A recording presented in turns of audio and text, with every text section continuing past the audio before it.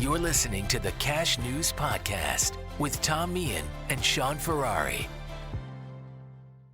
Hello, everyone, and welcome to another episode of the Cash News Podcast. This is episode number 3, very exciting.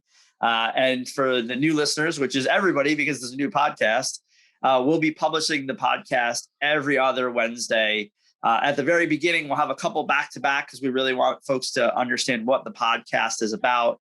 But going forward, it'll be every other Wednesday, and anywhere you can find podcasts, you can subscribe and like. And I am super excited to be joined, as always, with my very famous and amazing co-host, Shaun Ferrari.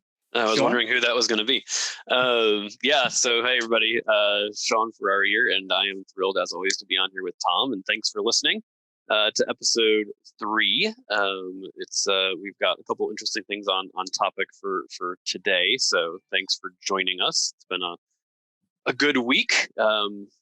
Sorry if you hear my dog in the background every now and then. He seems to be barking today, so apologize for that. But Tom, I'll let you kind of kick off some topics here, and we'll go from there. Yeah, so we're going to talk about some digital payments and some things that have been in the news recently in risk, and then we're also going to talk about the Federal Reserve's, and I probably won't have the name right, but the Diary of Consumer Payment Choice Survey, which really talks about what's going on. And if I butchered the name, Shaun, I'll take care of it. That. Yeah, so I think we'll start. Shaun, why don't I mean, you're definitely we'll talk about the diary. Why don't you give kind of your thoughts? Yeah. So just recently, probably a couple weeks ago, when by the time this airs, the Fed has released their 2021 findings from the Diary of Consumer Payment Choice. It is a mouthful of a name, and they presented this work kind of annually at a lot of our events. So I think a lot of our listeners are somewhat familiar with it, but it's a diary study, as the name would imply, and it really tries to capture the spending behavior of U.S. consumers over a couple week period, and they record everything in a diary.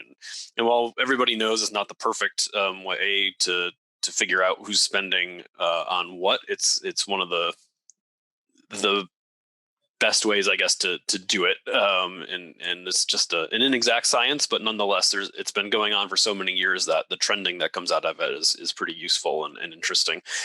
So this is just a quick look at it. The Fed will obviously be putting out more information as time goes on, but just a couple of the highlights, I think, as we've gone through the pandemic. That's what it really looks like. What did cash use do as we've gone through this pandemic? What they found was, as most people would kind of expect, it took a dip going through the pandemic. And these aren't the overall cash and circulation numbers; those continue to rise. This is how consumers are using it, right? So essentially, the top line, right, would be that the number of transactions is overall down, actually, of all transactions that consumers make on a given day. Particularly the small value payments under $25 declined 26%. That were made on a daily basis. So transaction level is down. So you would expect to see cash drop off with that, particularly in that small dollar range, right? And that's what they saw. Cash use accounted for 19% of all payments, which is 7 percentage points lower from the 2019 level. Which again, when you think about pandemic spending, as we've talked about in our various virtual conferences and stuff, is in line with what you would expect. People are out and about less. There's less face-to-face interaction. There's less cash use. What's really interesting, though, is another aspect in this report is how much consumers hold, right? And we know cash in circulation is increasing. So if they're not spending it, they must be holding it, right? Which is actually what I feel like I'm on Family Feud survey says. What the survey says here is that the amount of cash held in people's wallets went up from $20 in 2019 to $74 in 2020. And that's a pretty huge increase. I'd be interested to see, well, with all this data, but particularly on this one, kind of what happens in future releases of the data.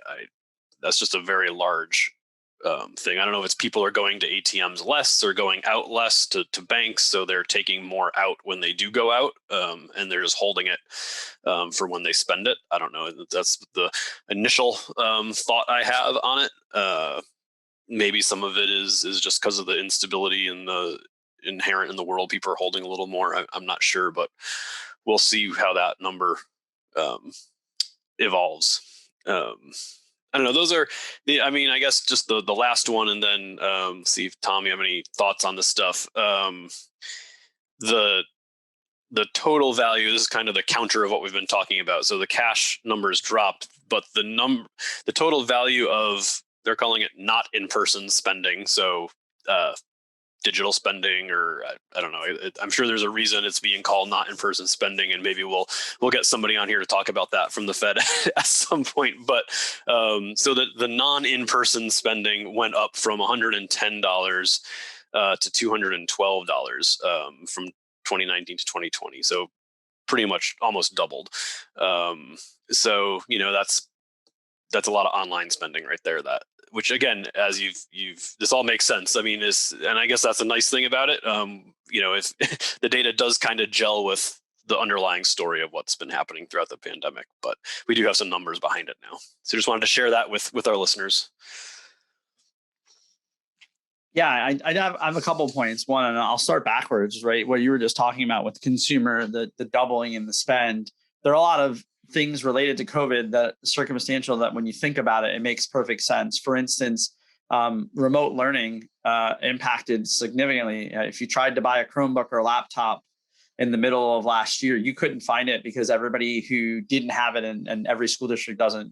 So that drove an online boost. A lot of consumer electronics drove an online boost. And then one of the things that while I understand, because I actually experienced it myself, is that you had this boom in home improvement. So you look at Lowe's and you look at Home Depot and their online penetration and their sales going through the roof because people were at home, and even the folks that got furloughed and weren't working were saying, this is a time for me to paint my house, fix my stairs, do these things. So there was an influx of spending, and we're kind of lucky from an economic standpoint because it helped keep some of the economic pillars up. So there's a lot of online stats, and when you think about people who bought their groceries in cash and then went to an online register, so there were a lot of those things that occurred.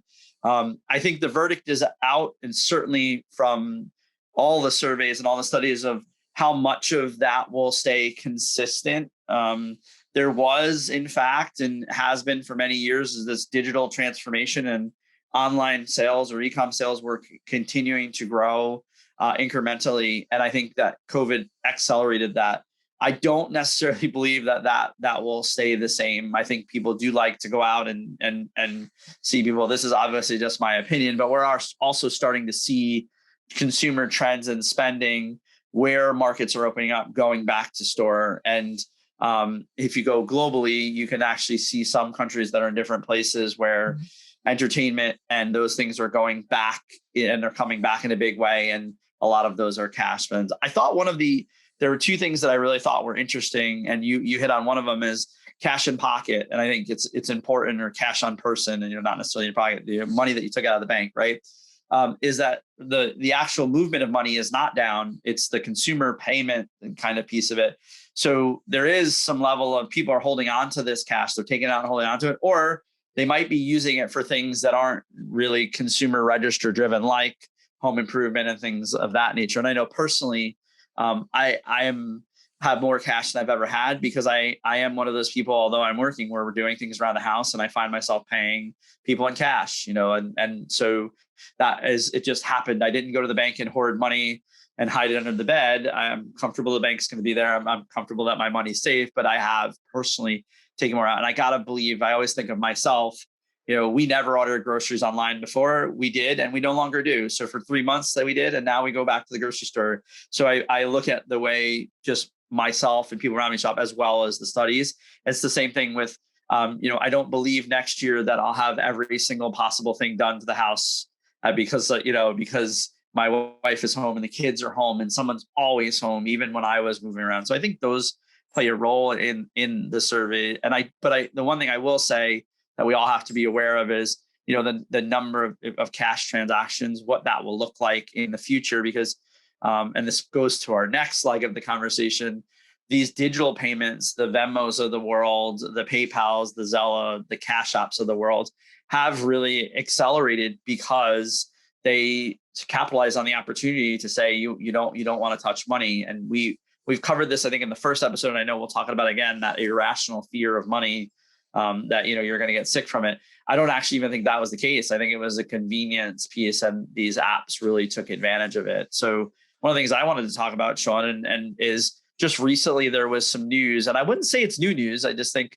a couple major news outlets picked it up, of the risk of using Cash App, Zella, Venmo. They did not really speak specifically to PayPal in this. They spoke heavily about Zella and the Cash App and Venmo, and they highlighted some cases where they actually talked to consumers that were basically scammed. I mean, there's just no other way to say it. It wasn't necessarily a technical deficiency.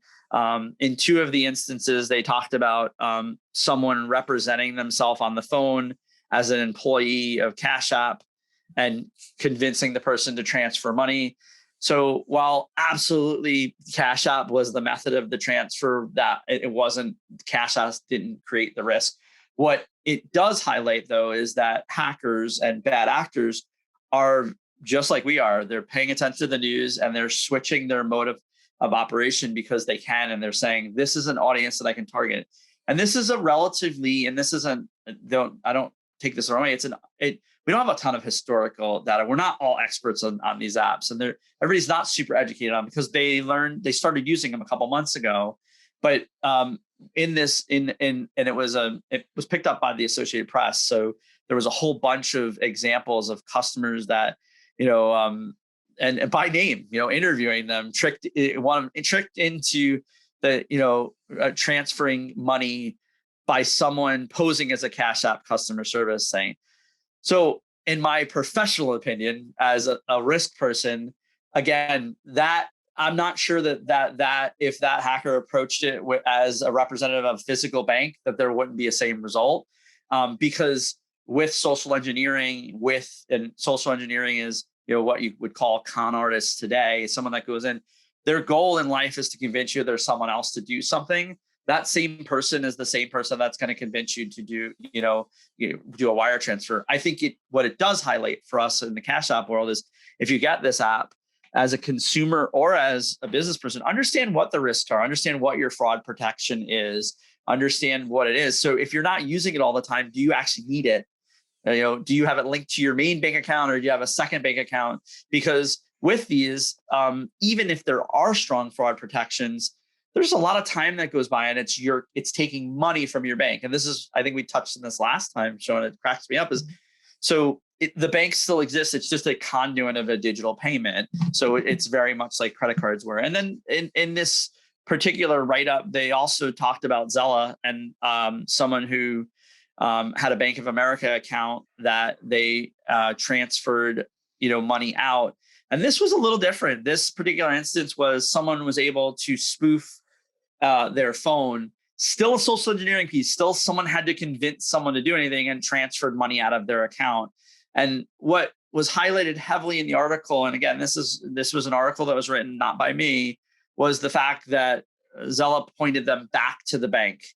And by the way, that's not uncommon with anything that works as an intermediate. What I would say there is the same piece of advice, is that understand what fraud protections are available for you, and understand what your use case is. So I use a lot of digital payments, and I use Venmo all the time. And Venmo has a pretty strong process to protect its consumers. But I will also tell you that I don't have Venmo linked to my debit card or bank account. I have it linked to a credit card, because I don't want the potential problem of someone taking all of my money out of my bank account. I'd much rather it go from her, and I would rather pay the fee to have the convenience and the protection. But that's a choice I made based on, I'm not assuming there'll be a problem. So there are ways to protect yourself as consumers when you directly connect something to your bank. Understand that someone could, nefariously directly remove money. And even if you're able to get that money back, as you can see, like if you read these articles, the amount of time, aggravation, and anxiety that it creates, especially in this day and age. Like, I don't know, the listener base, this one lady with the Zella, there was $15,000 taken out of ring. That's a lot of money. It's a lot of cash that's in your bank account. You're not disputing a credit card claim now. You're literally looking at your bank account and going, wow, I had $18,000. Now I have three. So I think all it really serves to is that when we have these transitions to digital payments, and we'll talk about this a lot, your digital risk is different, right? It is different. And so think through, just signing up for every cool app that's out there might not be the best methodology, especially if you're not using them. And I've used most of these apps, but I also take a little bit second of a look at it. And it's not because I'm paranoid. I've had PayPal since PayPal came open, but it's linked to a different account. It's just the way that I want to protect myself. And it took a little bit more time up front, but there are a lot of ways to do this. I would say that in this article, the quote that was given by a cybersecurity expert, and I'm not necessarily in full agreement, was the easiest way to protect yourself is just not to use any of these apps. So the next step, and this is the next thing that was said, if you're using apps like Venmo and Cash App, a real simple solution is to not use your primary bank account. Exactly what I just talked about. So while the reason that was paid is Zella is a conduit to bank accounts, and Venmo and Cash App actually withdraw money and put it in there. So they are different in the way they operate.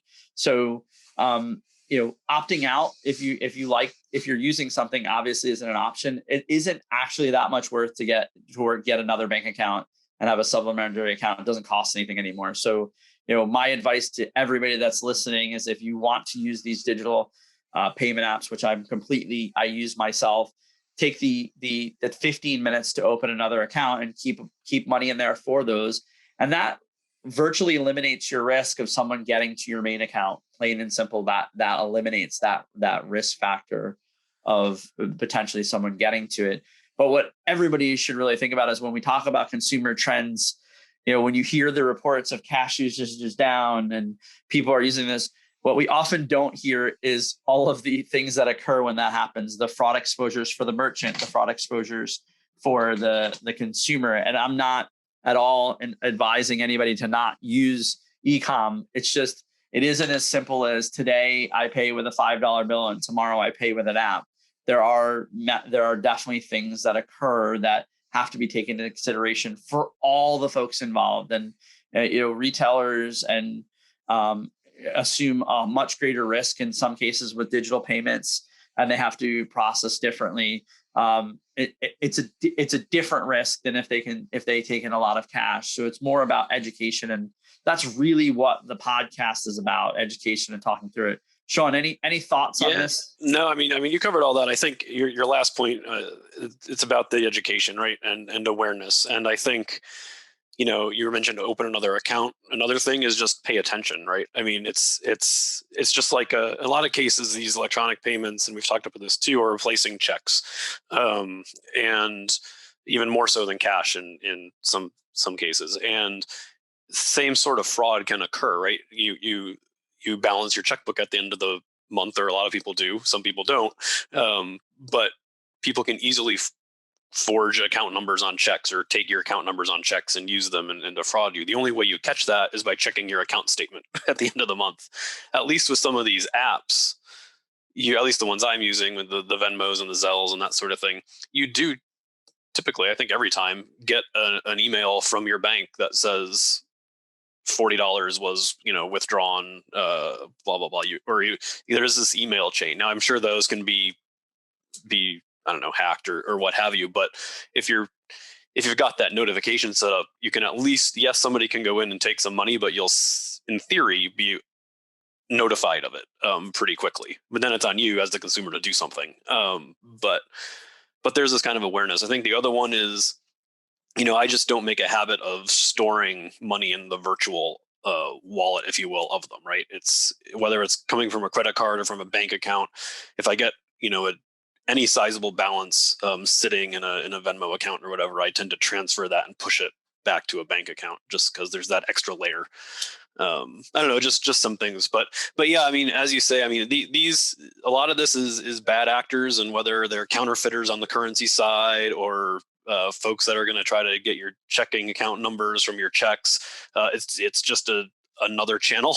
And as you say, we have to figure out and make sure people are aware of it, because these things are cool. I know when somebody comes over and, it's a different service provider than I've used, and I really don't want to go write a check, and they're just kind of like, oh, well, do you have this? I can accept this as a form of payment. It's kind of easy then to just say, all right, fine, sure, I'll download it, I'll pay you with it. But you haven't done all that research that you just talked about, and now it's sitting on your phone linked to something, and you have to remember to go back and secure that. So anyway, it's the new world, a lot of new challenges, and as you say, that's what this podcast is for, to talk about this stuff and share some stories of what's happening and some ideas on the way forward. So yeah, great point, great topic, Tom. Yeah, and then I think you hit the nail on the head, and it was a great analogy to talk about checks, because if you went back 30, 40 years ago, all of the things that you're seeing with these apps were check based. People figuring out how to wash checks, people figuring out how to reprint them. And so this is just kind of the evolution of the bad guy evolving with the technology. And it's such a great analogy of these are replacing checks. So that doesn't necessarily mean it replaces some of the same challenges as you had before. So it's a super really good analogy. And I remember when I started my career where check fraud was still a real thing.